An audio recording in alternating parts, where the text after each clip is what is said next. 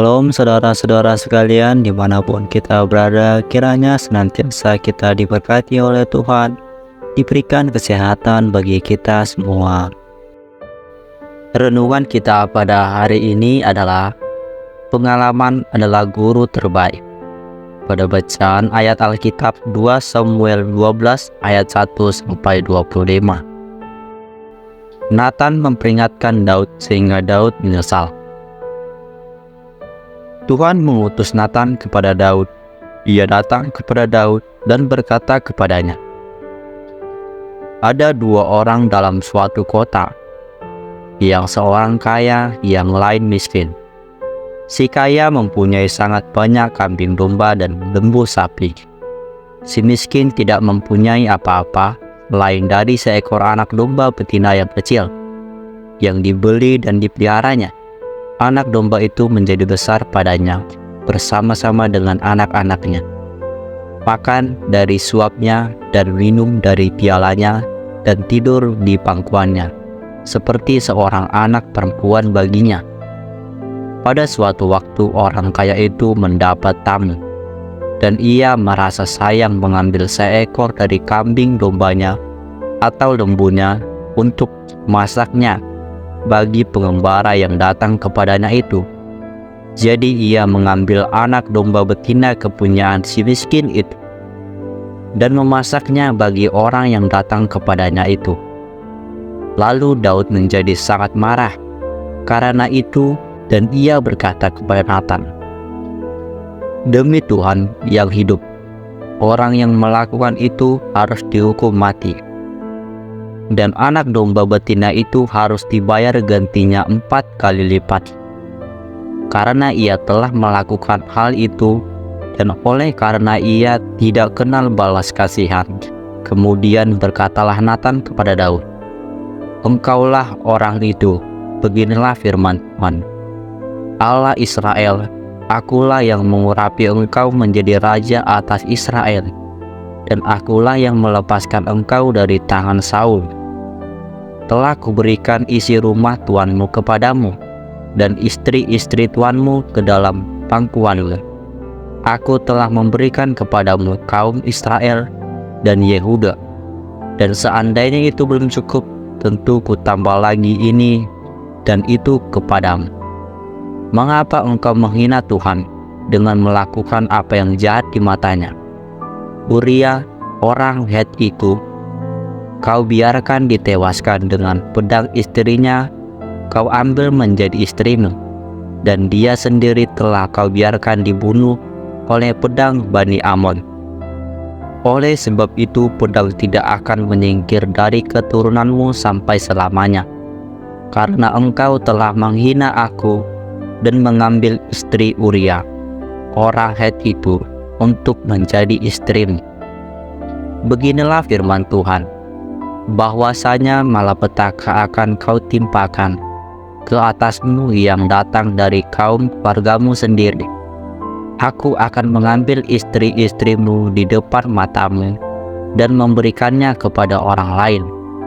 Orang itu akan tidur dengan istri-istrimu di siang hari, sebab engkau telah melakukannya secara tersembunyi.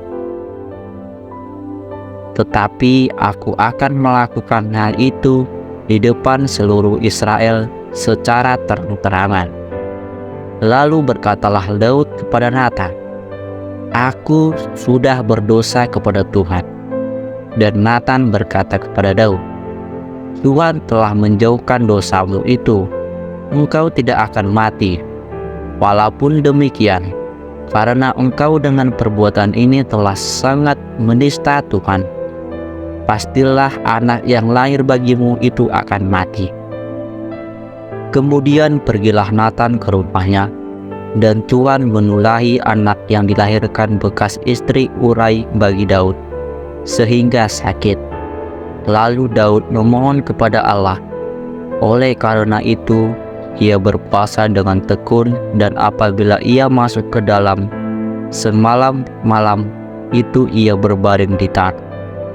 Maka datanglah kepadanya para tua-tua yang di rumahnya untuk meminta ia bangun dari lantai. tetapi ia tidak mau. Juga ia tidak akan makan bersama-sama dengan mereka. Pada hari yang ketujuh matilah anak itu, dan pegawai-pegawai Daud takut memberitahukan kepadanya bahwa anak itu sudah mati. Sebab mereka berkata, ketika anak itu masih hidup, kita telah berbicara kepadanya. Tetapi ia tidak menghiraukan perkataan kita. Bagaimana kita dapat mengatakan kepadanya, anak itu sudah mati? Jangan-jangan ia mencelakakan diri. Ketika Daud melihat bahwa pegawai-pegawainya berbisik-bisik, mengertilah ia bahwa anak itu sudah mati. Lalu Daud bertanya kepada pegawai-pegawainya, sudah matikah anak itu? Jawab mereka, sudah. Lalu Daud bangun dari lantai, ia mandi dan berurap dan bertukar pakaian. Ia masuk ke dalam rumah Tuhan dan sujud menyembah. Sesudah itu pulanglah ia ke rumahnya, dan atas permintaannya dihidangkan kepadanya roti, lalu ia makan. Berkatalah pegawai-pegawainya kepadanya, apakah arti hal yang kau perbuat ini? Oleh karena anak yang masih hidup itu, engkau berpuasa dan menangis, tetapi sesudah anak itu mati engkau bangun dan makan. Jawabnya, selagi anak itu hidup, aku berpuasa dan menangis, karena pikirku, siapa tahu Tuhan mengasihani aku, sehingga anak itu tetap hidup. Tetapi sekarang ia sudah mati, mengapa aku harus berpuasa? Dapatkah aku mengembalikannya lagi? Aku yang akan pergi kepadanya, tetapi ia tidak akan kembali kepadaku. Kemudian Daud menghibur hati Batseba, istrinya. Ia menghampiri perempuan itu dan tidur dengan dia, dan perempuan itu melahirkan seorang anak laki-laki. Lalu Daud memberi namanya Salomo kepada anak itu.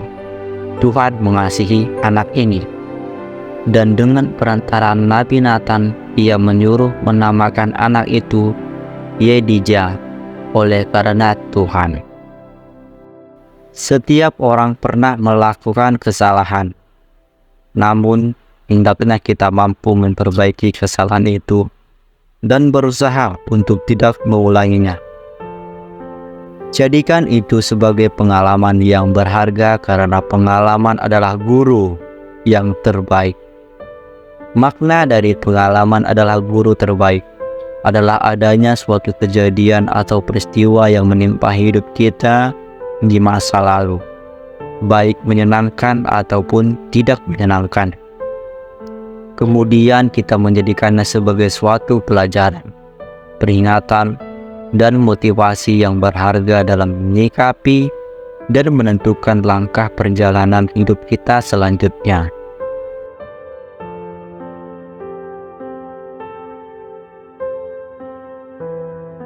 Ada pepatah mengatakan, keledai akan terperosok ke lubang yang sama.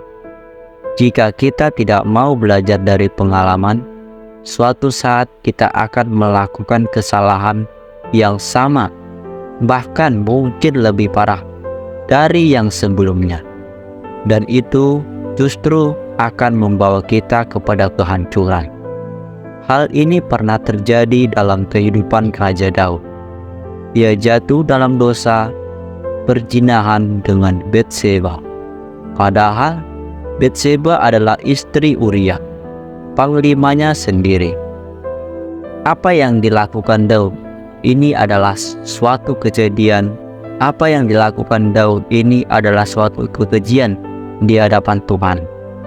Dan serapat-rapatnya Daud ini menyimpan dosa di depan manusia. Di hadapan Tuhan semua itu terbuka jelas, dan tidak ada suatu makhluk pun yang tersembunyi di hadapannya, sebab segala sesuatu telanjang dan terbuka di depan mata Dia yang kepadanya kita harus memberikan pertanggungan jawab. Ibrani 4 ayat 13. Tuhan tidak tinggal diam, sehingga Ia mengutus Nathan untuk menegur dan memperingatkan Daud. Akhirnya Daud menyesal dan Tuhan pun mengampuni kesalahannya. Namun setiap dosa selalu membawa konsekuensi. Anak yang lahir bagimu itu akan mati. Pengalaman Daud kiranya menjadi guru terbaik bagi kita sekalian.